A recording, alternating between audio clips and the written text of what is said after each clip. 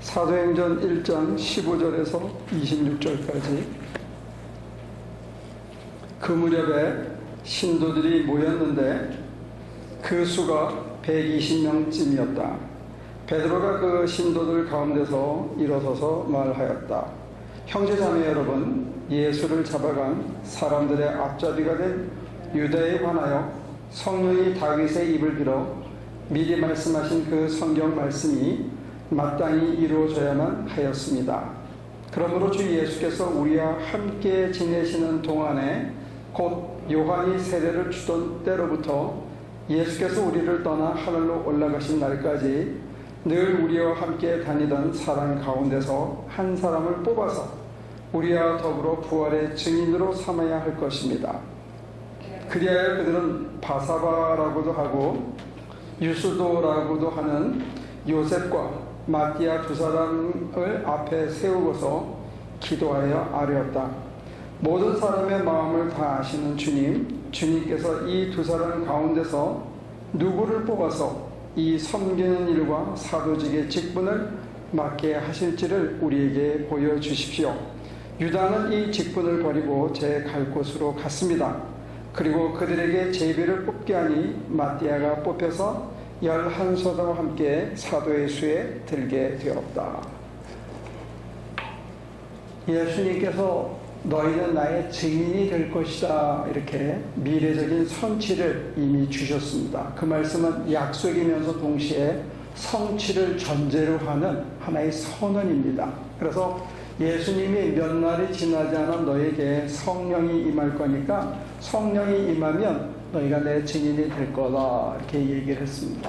근데 이 증인이 된다 하는 사실은 두 가지 이 맥이 있다고 그래요. 하나는 inwardly, 속으로. 하나는 outwardly, 바깥으로. 그러니까 증인이 되려면 먼저 증인답게 실제로 살아내야 그가 하신 말씀대로, 그가 보여주신 대로, 그가 가신 대로 자기 안에 그걸 새겨내는 인워드 무브먼트가 먼저 있어야 되는 겁니다. 내가 예수님의 제자라면 스승의 가르침을 받아서 그가 사셨던 대로, 그가 하셨던 대로 내 안에 그거를 해내서 내가 실전에 부딪혔을 때 그것을 실제로 증명해내 보일 수 있어야 된다는 게, 그걸 못하면 사실은 가짜입니다. 우리는 자기 안에는 잘 해왔는지 몰라요.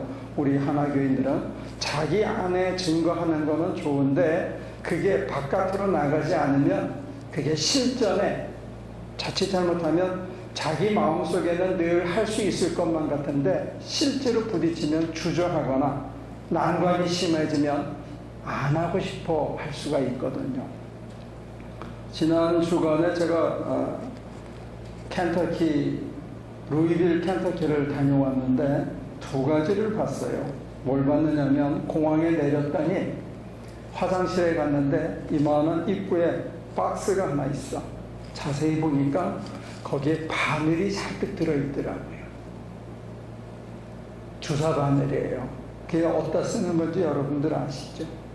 그 비행기 타는 그 몇 시간, 1시간, 2시간, 3시간을 조그만 비행장이니까 길어야 2시간 타는 비행장인데 그걸 못 참아서 화장실에 와서 자기 팔에다가 그거를 넣고 그 주사기를 그 통에다가 버리고 가는 거예요.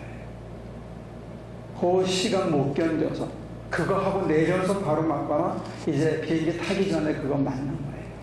물론 여행에 객기 때문에 그런 사람도 있을 수 있지만 그거 하지 않으면 불안하고 초조하고 기분이 자꾸 다운되고 괴롭고 뭔지 모르게 엄습하는 이거를 못 이겨가지고 약물에 의존하는 사람들이 의외로 많더라고요. 그래서 제가 하룻밤을 자고 굳이 그 화장실을 다시 가봤어요. 하루 사이에 어떻게 됐나. 참 안타까운 거는 주사 바늘이 많이 늘었더라는 거예요. 그게 오늘 우리가 살고 있는 미국의 현실이고 우리 자녀들이 살아가야 되는 땅에 복음으로 인해서 기쁨이 있고 성령으로 인해서 내 만족이 있고 바울이 얘기한 일체자족 대신에 사람들이 뭔가에 의지해야 되고 다른 뭐가 손에 쥐어져야만 불안함이나 초조함이 사라지고 내가 만족이 있고 행복감을 느끼는 이런 환경 속에서 내가 살고 있다. 두 번째 이어지는 사건은 뭐냐면, 제가 가서 공부하고 이것저것 자료 찾고 책을 사고 하는 동안에 계속 누구한테서 문자가 왔어요. 무슨 문자가 왔느냐? 전기 공사를 해달라는 거예요. 그래서 내가 이렇게 하는 겁니다 하고 자세히 가르쳐 드렸어요. 그랬더니 계속 답장을 주고받고 하여튼 뭘 세미나를 잠깐 듣는 사이에도 계속 와가지고 거의 서로 주고받은 게 한 40번 정도 주고받았어.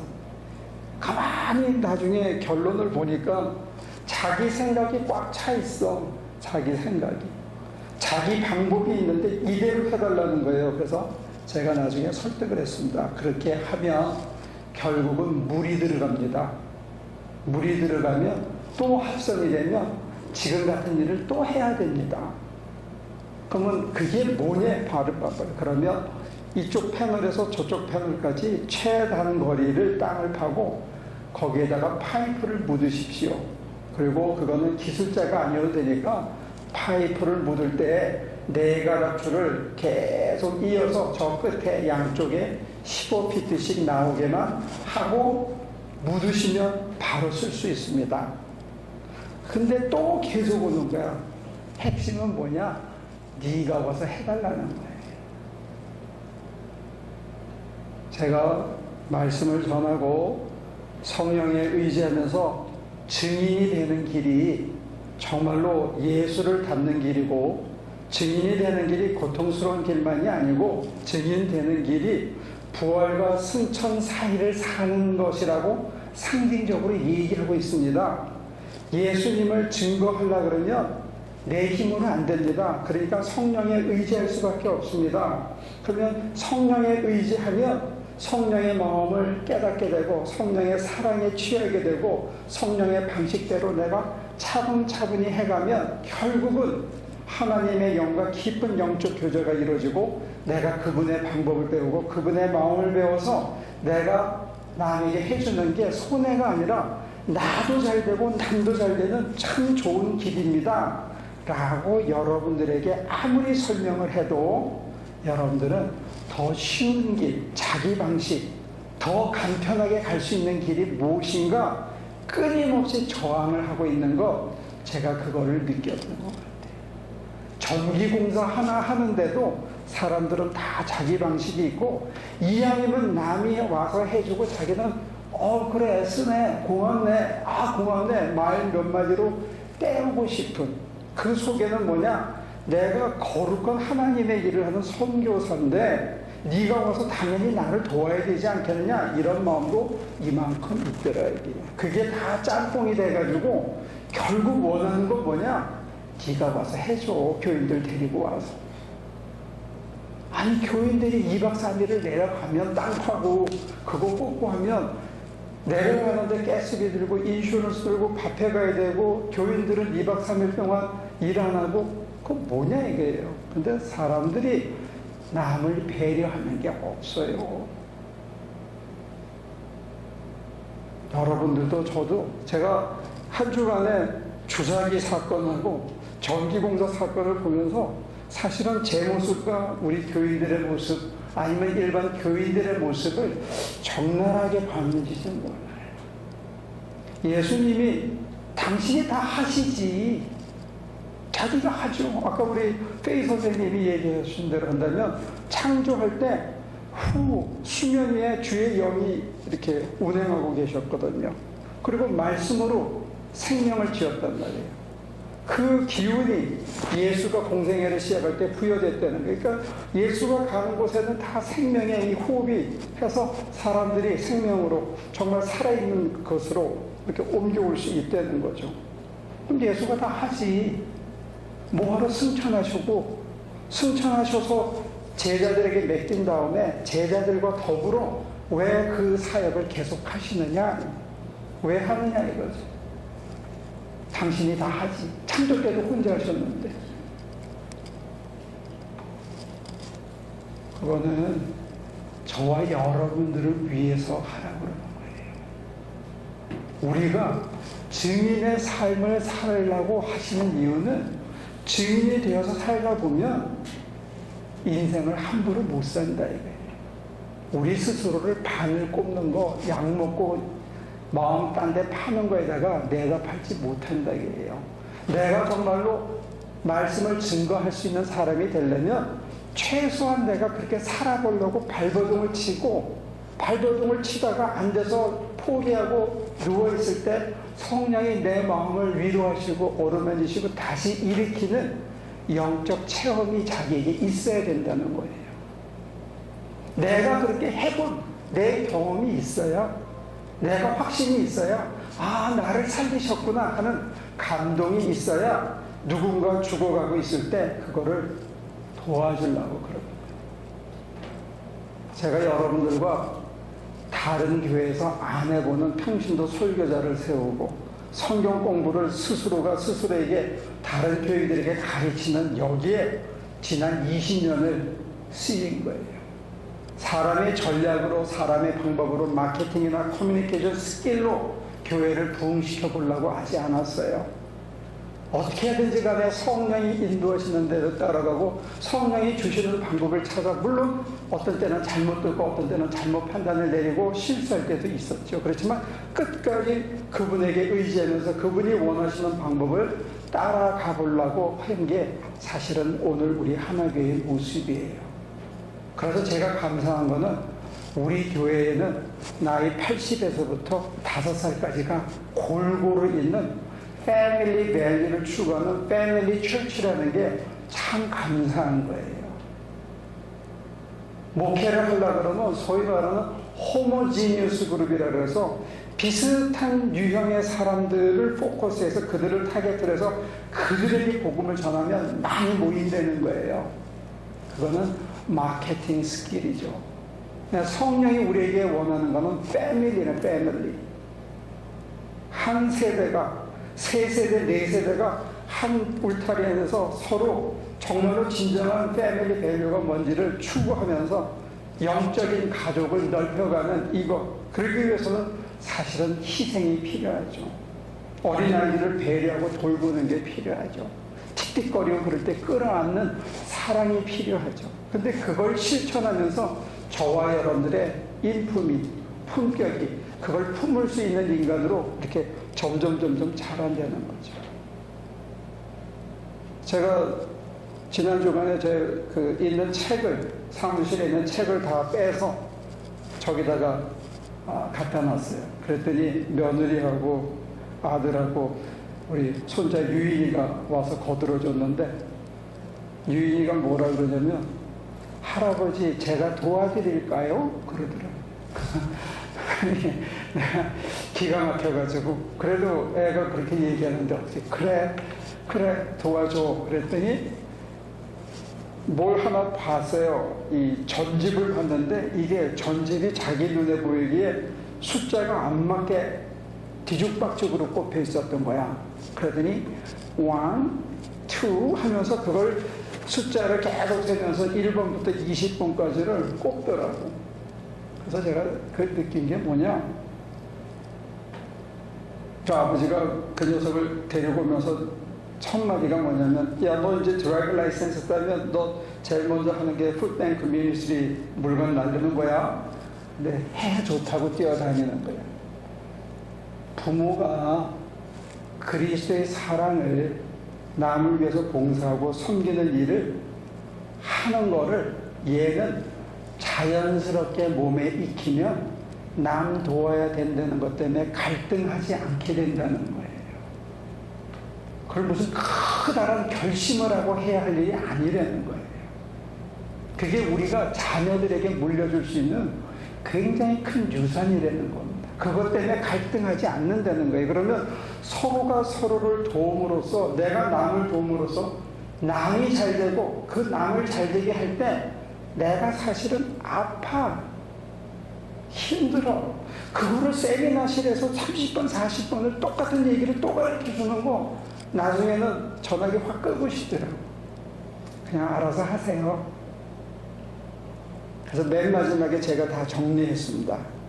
쫙 써가지고 다 되시면 사진 찍어서 보내십시오. 그러면 제가 그때 내려가겠습니다. 이렇게 해야만 당신도 좋고 나도 좋고 그 건물도 좋습니다. 그렇게 그걸 참아내기까지 그걸 억지로 참았으면 제가 아마 이렇게 힘들었을 거예요. 근데 이렇게 마음을 다스려 주기까지 사실은 주님은 저한테 굉장히 오랜 시간 인베스트먼트를 한 거죠. 근데 만약에 이걸 제가 부모를 잘 만나가지고 그게 남 도와주는 게 당연한 거고 남 도와주려면 장애물이 있고 악한 영들이 끊임없이 방해해서 우리로 그런 품격이 못되게 하는 저항이 있다는 것을 자녀들이 배웠다면 좀 더 웃으면서 좀 더 그 사람 마음에 서서 좀 더 그 사람을 달래면서 쉽게 할 수 있는 일을 저는 너무 어렵고 힘들게 배워가는 게 아닌가 그런 고백을 하게 돼요. 우리가 한 교회 내 3세대, 4세대가 같이 산다는 것은 사실은 이건 굉장한 축복이다. 아이들이 우리에게 주는 기쁨이 있잖아요. 할아버지 제가 도와드릴까요? 걔가 도움 뭘 돕겠어요? 그러나 그 마음이 힘든 고생을 이기게 하는 격려가 되고 또 저와 아들이 하는 일을 손자가 그대로 보면서 너무나 쉽고 편하게 자기는 의심 없이 그냥 따라 할 수 있는 선한 일이 되어질 때 이 세상이 지금보다 훨씬 더 밝아지지 않겠는가. 우리 드럼 치는 저시아를 봐도 그렇잖아요. 제가 기저귀 갓 띄고 온 것 같거든. 근데 어느새 자라서 이제 드럼을 치고 이제 대학을 가면 또 교사가 되고 언젠가 앞에 서서 노래 부르고 또 말씀을 전하고 이러면서 믿음이 잘 승계되어 내려갈 수 있다면 그거는 그것대로 우리가 있지만 이거는 우리가 우리 안에만 하는 증거고 이게 이제 바깥으로 나가서 다른 사람에게도 무슨 군림하고 자랑하고 우리만 가졌다고 배타적으로 하는 게 아니라 정말로 그래서 예수님이 우리에게 증인이 되라고 했을 때는 이게 참 기가 막히게 멋있는 본문이 지금 나오는데 본문을 보면 섬김을 위해서 직분을 물려줍니다. 근데 이 분위기를 보면 이때가 어느 때냐면 예수님이 잡혀가고 불과 1년이 안 된 거거든요. 날짜로 치면 40일. 40일 만에 제자들이 뭘 하냐면 조직을 정비합니다. 시스템을 갖추면서 가룟 유다를 대신해서 누가 그 직분을 맡을 건가 했는데 그 직분이 뭐 하는 직분이냐면 섬기는 직분이라는 거예요. 예수가 남의 제자의 발을 씻어주면서 내가 너희의 발을 씻어준 것처럼 너희도 남의 발을 씻어줘라. 이 직분이 사도의 직분이에요. 이 직분이 목사의 직분이에요. 제가 그게 목사의 직분이라고 받아들이지 않았다면 그냥 전화기 딱 껐을 거예요. 섬기라고 내가 부름을 받았으니까 안 입고 올 것도 없고 이게 당연히 해야 되는 건데 내 작은 마음으로 안 되니까 성령께 의지하고 성령이 위로하셔서 힘주셔서 겨우 한 고비를 또 넘어가는 거죠. 근데 이때 보면 참 희한한 게 뭐냐면 오늘 본문에 예수가 돌아가신 지 불과 40일 1년 미만인데 이때 사회적인 분위기는 자칫하면 예수님처럼 붙잡혀서 똑같이 감옥에 가고 재수 없으면 십자가를 져야 되는 그리고 여기 보면 120명씩이나 모여있다. 남녀가 뒤섞여서. 그러면 로마 사람들이 그 감시 안 했겠냐고요. 정황 자체가 결코 유쾌한 정황은 아닙니다. 그런데 제비를 뽑아요. 무슨 제비를 뽑아요? 두 사람을 놓고 누가 가룟 유다가 하던 그 직분 12명 중에 한 명이 없어졌으니까 그 한 명을 대신하자. 그러면 여러분들 같으면 이 상황에서 나가겠습니까? 혹시 어떤 분들은 내가 12 중에 하나 목사가 되는 거니까 안수받으러 내가 가야지 하고 그걸 명예로 생각하는 사람이 있을지 모르지만 이때의 분위기는 그런 명예가 아니고 이 제비 뽑는다는 건 사실 죽음을 당하기로 작정하고 누가 먼저 죽을래?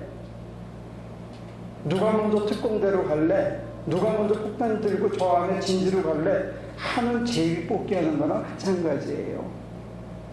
그런데 처음부터 예수님과 같이 있었던 마띠아라는 사람하고 요셉이라는 사람이 저항 없이 베드로가 그렇게 얘기하는데 그러고 앞에 나와서 제비를 뽑았다는 거예요. 그리고 나중에 하는 일은 남의 발 씻어주는 일을 하는 거예요. 가장 dirty 잡을, 세상의 가장 dirty 잡을, 가장 가슴에 컥컥 맥히는 더러운 일, 힘에 겨운 일, 말도 안 되는 요청 앞에 서야 되는 일을 맡는 그 예수의 제자 사도가 되는 일에 제비 뽑으라 그러니까 당장 죽을지도 모르는데 내일 이거 뽑았다가 주동자로 이거 하면 그 다음부터 무슨 출세길이 열리는 그런 집이 아니거든요. 근데 마띠아나 요셉은 나와서 이걸 뽑았다는 거예요. 그래서 여기 예수님께서 증인이 되라 했을 때 12 제자들과 120문도가 했던 그 일이 상당히 의미심장하다. 정말로 증인이 되기 위해서는 더럽고 힘든 일도 내가 마다하지 않겠다는 그런 각오와 설령 그것이 내게 피해를 주고 심지어 죽일까지 당하는 일이라 하더라도 증인이 되라고 할 때는 부활과 승천 사이의 삶을 살려는 축복이라는 사실을 영적인 눈이 열려서 보아야만, 그 생명의 길이라는 걸 보아야면 현실에서는 죽임당하고 현실에서는 손해보고 현실에서는 땅 팔아 내려오라는 그 어이없는 요청 앞에 서는 길이지만 그거를 자기가 받아들일 수 있었다는 거예요. 그랬을 때 여기 두 번째 신비가 뭐냐면 120명이 모였다는 거죠. 120명이라는 건 12지파를 상징하고 12지파의 완성을 뜻하는 겁니다. 그래서 120명이 모이면 사실 이 자리에 어른만 120명이 모이면, 그래서 사실 제가 이걸 좀 넓혔어요. 120명 안개 해보려고 몇 년 안에. 그러면 프로그램도 서로 남을 돕는 것도 서로가 격려하고 서로가 함께 매주 우리 교회는 성경 공부반이 12명이 돌아가는 성경 교사가 12명이 나오고 또 그 밑에 12명이 나와서 일주일 내내 한 번씩은 성경 공부에 참여하고 또 자기도 남을 가리키고 할 수 있는 말씀의 뿌리를 내린 그런 교회, 그래서 말씀대로 한번 살아보려고 애를 쓰는 그런 교회로 만약에 된다면 120명 정도면 남도 충분히 도울 수 있고 자생할 수 있고 또 자녀들에게도 좋은 환경과 분위기를 줄 수 있는 그게 될 수 있겠다. 근데 이 12 곱하기 완전수인 10을 곱했는데 그들이 모여서 뭘 했냐면 기도를 했다는 거예요. 기도. 이거는 대단한 거예요. 우리 교회 지금 제일 약한 게 같이 모여 기도하는 게 이게 참 약한 것 같아요. 이거는 우리가 좀 개선해야 될 것 같고요. 그렇게 할 때 장차 천국에서 이루어질, 천상에서 이루어질 그 완성이 지금 현재 속에서 미리 이루어지고 있어요. 예수 그리스도의 사랑으로 씨앗이 놓아졌는데 예수 그리스도를 인해서 장차 완성될 그 모습이 그의 영으로 더불어 지금 여기서 이루어지고 있는데 그게 2000년 전이에요. 2000년 전. 2000년 전에 지금 여러분들이 뒤섞여 앉듯이 남자와 여자가 같이 뒤섞여 앉아서 같이 기도했다는 거예요. 유대인들은 내가 개와 여자로 태어나지 않은 걸 감사합니다 라고 기도했다는 거예요. 그런데 같이 기도하면서 죽음의 길도 마다하지 않고 내가 그리스도의 증인이 되겠다고 결정하고 거기에 모인 사람들은 남녀 평등이 이루어졌다는 거예요. 모든 인간의 가치를 동일하게 바라볼 수 있는 천상의 가치를 이 지상에서 미리 맛보고 살 수 있었다는 거예요. 이게 열매입니다. 그러니까 우리가 어떤 때는 눈앞에 그 손해보는 거다, 그거 자칫하면 내가 몰려가지고 예수처럼 죽을 수도 있고 고생할 수도 있는 거다, 이거 다 현실적으로 보이지요. 그거 다 현실이고 맞아요. 그러나 우리는 그것만 현실만 보는 게 아니라 장차 이루어질 완성이 지금 이 자리에서 미리 맛보고 사는 거, 여기에 이미 그것이 이루어지고 있는 거, 이 힘 때문에 사실은 우리 눈앞에 닥친 불이익과 손해와 우리를 향해서 참 말도 안 되는 억지 요구를 하는 것까지 삼키고 품고 끌고 안고 갈 수 있다는 거예요. 그 힘이 바로 증인의 힘이라는 거예요. 그거를 맛보고 살라고 저와 여러분들을 부활의 증인으로 부르셨다는 거예요. 자기가 다 혼자 하실 수 있어요, 주님은. 근데 굳이 우리 보고 부활의 증인이 되라고 하는 거는 장차 완성될 그 놀라운 남녀 평등, 인종 색깔 구별 없이 앞으로 2개가 더 나옵니다. 완성의 모습이 이거 말고도 2개가 더 나오는데 3장에 그것이 지금 여기서 미리 맛보고 살 수 있게 해주는 이 삶의 특권이 누구에게 주어지냐? 증인에게 주어진다는 거예요. 그래서 여러분과 제가 이제부터는 자기 안에 끊임없이 증거해야 돼요. 그래서 그리스도의 품격을 닮아가는 증거를 하고 그게 실전에서 바깥에 나가서 교회 안에서 바깥에 나가서 다른 사람에게도 그와 같은 특권을 우리가 쉐어할 수 있어야 됩니다. 나눠줄 수 있어야 된다. 나만 그 천상의 기쁨을, 평등을, 동일한 자유를 누리는 게 아니고 그들도 누릴 수 있게 우리가 이제부터는 좀 증거했으면 좋겠어요. 말씀을 나누고 나는 이렇게 살다가 보니까 이런 기쁨이 있어. 야, 우리 교회 와봐. 평신도가 설교하는데 우리 목사님 설교하는 거 못지않게 감동이 있고 거기 진솔함이 있어. 이게 우리 교회의 특별한 가치야. 나는 너네 교회도 이런 식으로 좀 이렇게 평등이 이루어진 그런 교회가 되고 그래서 그 힘을 교회 안에서만 아니라 세상을 향해서도 좀 쓸 수 있으면 좋겠어. 와서 봐. 한번 보래니까 여러분들이 그런 것은 자연스럽게 아주 긍지를 가지고 나는 해도 된다고 생각하고 또 하기를 권합니다. 여러분들이 오라고 그러세요. 이게 우리의 다른 점이고 우리의 장점이고 이거는 남들에게도 알려서 전파시켜야 되는 위대한 가치다. 왜? 주님이 말씀하셨어요. 너희는 부활의 증인이 되라. 이제부터 저와 여러분들에게 주어진 특권이고 의무고 책무면 동시에 아무도 앗아갈 수 없는 놀라운 권리라는 것을 여러분들이 확인하시고 그렇게 살아내시면 참 좋겠습니다. 기도합니다.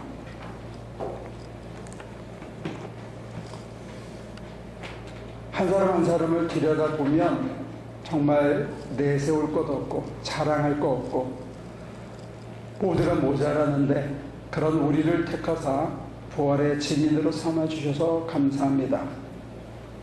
우리로 그리스도의 살아계심을 매일 맛보게 하시고 때로는 억울하고 힘들고 버거운 일 앞에서도 마약이나 술이나 담배나 그런 세상의 쾌락이나 세상의 권력이나 세상의 돈에 우리의 마음을 의지하기보다는 그런 것들은 더 좋은 데 쓰게 사람을 치료하고 사람을 살리고 배고픈 자를 먹이는 데 쓰게 하고 우리는 생명으로 가득 차서 그리스도의 위로를 받으며 예수님이 사람을 사랑하셨던 것 같은 그런 마음을 가지고 우리도 사람들을 사랑할 수 있는 그런 넉넉함으로 우리의 품격이 날마다 변화되게 하시고 변화된 품격을 가지고 우리를 이용하기도 하고 우리를 저항하기도 하고 우리를 배신하기도 하는 사람들마저 끌어안고 사랑하고 위로할 수 있는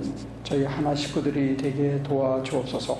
우리로 인해서 우리 자녀들이 또 우리 주변의 이웃들이 더 밝은 세상에 더 복된 세상에 살 수 있도록 우리를 세상의 빛이요 세상의 소금으로 활용하여 주옵소서. 우리 안에 넘치는 이 감사와 평강을 땅끝까지 전할 수 있는 저희 되게 하여 주시옵소서. 예수님의 이름으로 기도합니다. 주님, 생명의 아버지, 이 시간도 살아서 이끄시는 성령님, 당신을 기록하고 당신이 세상을 창조하시고 지금도 살아서 움직이는 그 말씀대로 우리가 성령의 인도대로 잘 살게 도와주시고 우리 삶 속에 뼛속에 피부 하나하나에 새겨진 그 생명의 말씀이 우리가 만나는 사람들에게 생명을 나누고 평강을 나누고 거룩을 전할 수 있는 생명의 빛과 소금이 되도록 우리를 활용해 주시고 그리고 당신을 영광스럽게 삶을 살아갈 수 있도록 매 순간순간 도와주시기를 예수 그리스도 이름으로 간절히 축원하옵나이다.